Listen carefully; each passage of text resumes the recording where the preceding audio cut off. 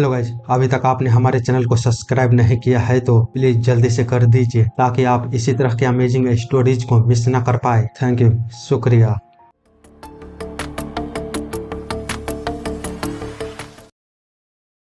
Hello guys, तो कहानी की शुरुआत वहीं से होती है जहां पर खत्म हुई थी। जिन्बू और वह गिटार वाला बंदा एक दूसरे के सामने होते हैं, पर वह गिटार वाला बंदा कहता है, यह कितना दुर्भाग्य की बात है मास्टर जिन्बू, जो यह हमारे लिए लड़ने का सही समय और स्थान नहीं है। जिसके रिप्लाई में जिन्बू उससे कहता है, वे लोग कहाँ पर है और क्या तुम साजिश कर रहे हो? मुझे जल्दी से जवाब दो, नहीं तो। इतना बोलते हुए वह उस पर एक अटैक करता है, पर वह बंदा अपने गिटार से उस अटैक को बड़ी आसानी के साथ रोकते हुए कहता है, यह लड़ाइयाँ कितनी दुखद बात है। खैर चलिए बताइए कि हमें बात करने के लिए क्या करना होगा। पर जिन्बू उसकी बातों पर बिना ध्यान दिए हुए झट से उसके पास आकर दोबारा उस पर अटैक करने लगता है। जो देख वह बंदा उसके सभी अटैकों से बचते हुए कहता है, एक बूढ़ा आदमी और एक बच्चा। जिन्बू जिसको सुन उससे कहता है, अब बकवास करना बंद करो और मुझे बताओ कि वे लोग कहाँ पर हैं। लेकिन वह बंदा आगे बोलता है, रोशनी और छाया यह इस दुनिया के दो पहलू हैं, साथ ही भ्रम और सत्य एक ही रूप में प्रकट होते हैं,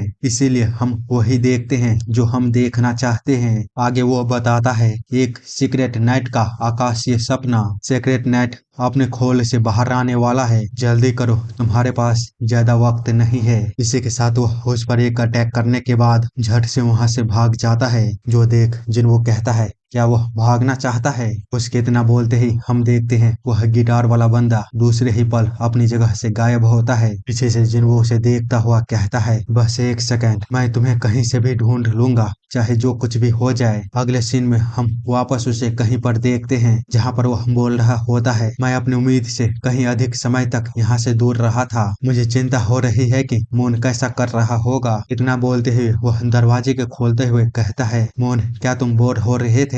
आगे वो कुछ बोलता तभी मून उससे कहता है, ओह तो जिन्बू आप आ गए। ओह तो जिन्बू आप वापस आ गए, क्या आपने अपने काम को कर लिया? जिन्बू तो उसे इस तरह देख बिल्कुल ही शौक होता है। वह उसे बताते हुए कहता है, हाँ मैंने कर लिया। तो मून उसके पास आते हुए कहता है, आप काफी समय से यहाँ से दूर रहे थे, मुझे लगता था कि आपने मुझे छोड़ दिया होगा या फिर मेरे बारे में भूल गए होंगे। जब भी मैं सैड होता था तो यह विचार हमेशा मेरे दिमाग में आता था, इसीलिए मैंने अपने फाइटिंग टेक्निक पर फोकस किया और मेहनत की। क्या आपको मुझ पर गर्व नहीं है? उसे देख जिन्बू कहता है, वाह बच्चे, तुमने इन दिनों काफी अच्छा ग्रो किया है, इसी तरह करते रहना। पर उससे पहले मैं भूल गया था, हम अब यूक्सी जा रहे हैं तो तुम जल्दी से तैयारी कर लो। मून कहता है, ठीक है कि हम कहीं पर देखते हैं। कोई बोल रहा होता है, अरे यार रात भर बारिश हो रही थी, लेकिन चलो खैर है कि अब बारिश रुक गई है, पर ये लोग काफी ज्यादा परेशानी भरा है। तो दूसरा बंदा कहता है, वॉइस कैप्टन बिल्कुल सही है, तुम्हें क्या व्हाइट ड्रैगन मर्चेंट ग्रुप के बॉडीगार्ड के साथ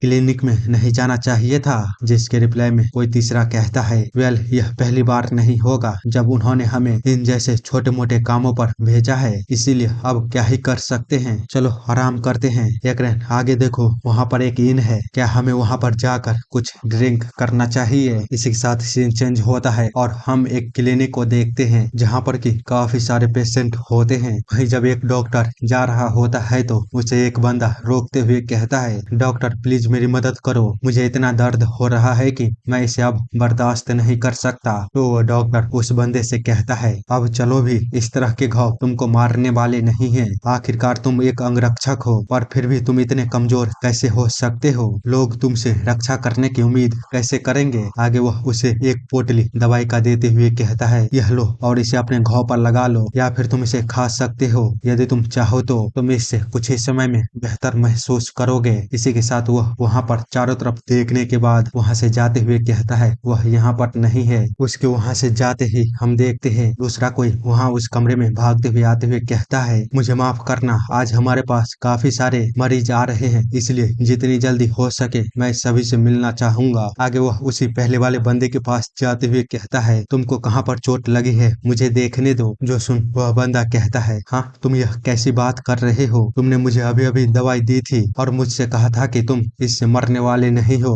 वह डॉक्टर जो सुन कहता है, तुम किस बारे में बात कर रहे हो, मैं तो अभी अभी दूसरे कमरे से यहाँ पर आया हूँ। तो वह बंदा अपने पास से वही पोटली को निकाल कर उस डॉक्टर को दिखाते हुए कहता है, तो फिर ये क्या है, क्या यह कोई दवा नहीं है? वह डॉक्टर उसे देख कहता है, यह बिल्कुल भी हमारे क्लिनिक में यूज करने वाली दवाई नहीं है। आगे वह उस बंदे से कहता है, ऐसा लगता है कि तुमने अपने सर में चोट लगा लिया है, अब हमें तुम्हारी खोपड़ी को खोलना पड़ेगा और एक नजर उसे देखना पड़ेगा। वह बंदा घबराते हुए कहता है, अरे नहीं नहीं, इसकी कोई आवश्यकता नहीं है। वहीं हम सेम टाइम पर उस डॉक्टर के हम शकल को देखते हैं जो कि जाते हुए बोल रहा होता है, धत्तेरी की, वह मेरी कीमती दवाई का क्या ही बर्बादी थी। इतना बोलते हुए वह झट से अपने भेष को बदल लेता है और अपने ओरिजिनल फॉर्म में आ जाता है। यह बंदा सेक्रेट मून का ब्लैक मून चियोन जिन होता है, स्काई रैंक से। वो कहता है, वे लोग मेरी नाजायज फायदा उठा रहे हैं, क्या वे कम से कम मुझे छुट्टी भी नहीं दे सकते? वो कैसे मुझे यू यांग में अपने काम को जस्ट खत्म करने के बाद ही यूनान प्रोविंस में भेज सकते हैं? नौकरी भले ही कितना ही इम्पोर्टेंट क्यों ना हो, पर फिर भी यह अनएक्सेप्टेबल है। वो मुझे इतना कम पे करने के बाद भी मेरी हड्डी तक को चूसना चाहती है। वे कमीने लोग सच में गोबर में जिंदा दफन होने के लायक है। वे पागल लोगों को क्या लगता है मेरे पास कई शरीर हैं? उन्होंने मुझे एक ही समय पर न केवल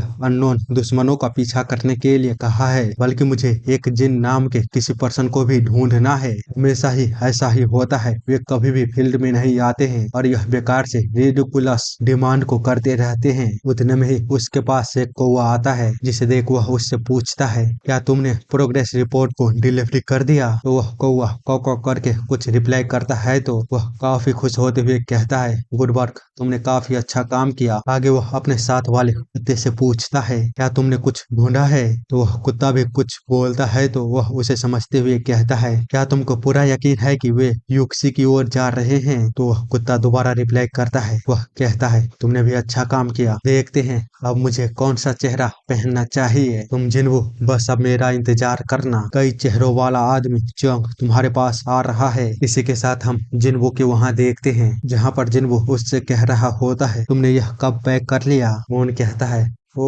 हाँ, मैं कर लिया। वैसे भी मैंने इन दिनों काफी मेहनत की है, इसीलिए मैं उपयोगी होने की अपनी पूरी कोशिश करूंगा और हमेशा आपके साथ रहूंगा। तो जिन्वो उसकी ओर देखते हुए कहता है, क्या तुम थके हुए नहीं हो? जिसके रिप्लाई में मून कहता है, नहीं बिल्कुल भी नहीं, मुझे अब इसकी आदत हो गई है। मैं आपके जैसे कूल गाय के साथ रहकर काफी खुश हूँ, जिससे कि मैं काफी कुछ सीख सकता हूँ। इतना बोलते हुए वह काफी खुश होता है तो जिन्वो उसे देखते हुए उसके सर पर हाथ रखते हुए कहता है, तुम सच में हाई स्पिरिट वाले यंग मैन हो। जिससे कि मून भी थोड़ा इमोशनल होते हुए अपने बचपन को याद करने लगता है और कहता है, मेरी माँ ने मुझे जन्म देने के कुछ समय बाद ही छोड़ दिया, इसीलिए मैं अपने फादर के देख रेख में ही बड़ा हुआ। लेकिन वह अक्सर घर नहीं आ पाता था क्योंकि वह एक बॉडीगार्ड के रूप में काम करता था। मैंने अकेला काफी समय बिताया है, लेकिन फिर भी मेरे फादर ने कभी भी अपने प्यार को कम नहीं किया। हम देखते हैं उसका फादर उससे बोल रहा होता है, काश मैं अधिक बार घर वापस आ पाता